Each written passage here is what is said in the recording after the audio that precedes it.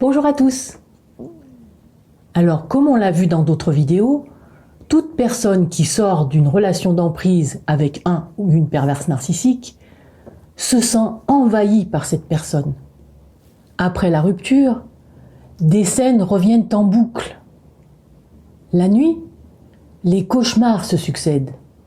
Et ce, même longtemps après.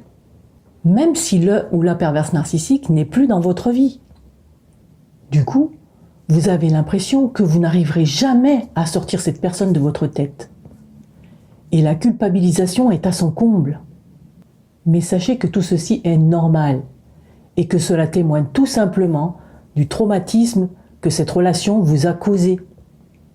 Vous essayez de trouver une explication pour comprendre comment vous avez pu passer du paradis à l'enfer avec cette personne. Pour vous sortir de cette impasse, efforcez-vous de faire ce que vous aimez. Essayez de côtoyer de nouvelles personnes.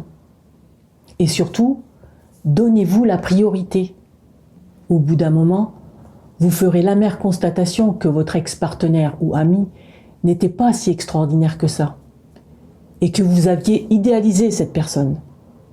En repensant à la relation, en vous référant uniquement aux faits, vous finirez par vous rendre compte que ce que vous avez tant aimé chez cette personne, ce n'était en fait qu'une illusion.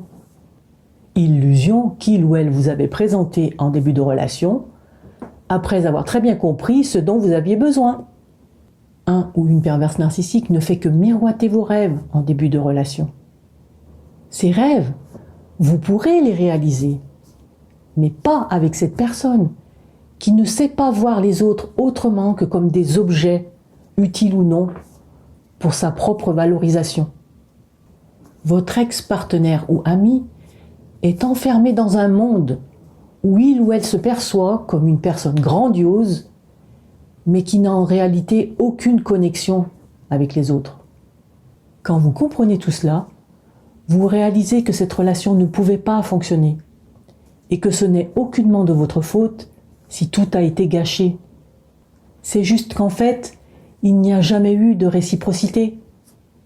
Bref, quand vous avez saisi la triste réalité, vous comprenez qu'il ne sert à rien de vouloir le ou la recontacter pour lui expliquer ce que vous ressentez ou pour obtenir des explications. Gardez bien en tête que vous avez été sincère, vous, que vous y avez cru très fort.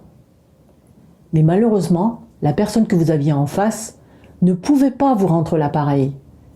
Elle n'est pas outillée pour ça. Il faut aller de l'avant, renoncer à une conclusion logique de cette histoire et passer à autre chose. Je vous souhaite plein de courage pour y arriver et je vous dis à bientôt.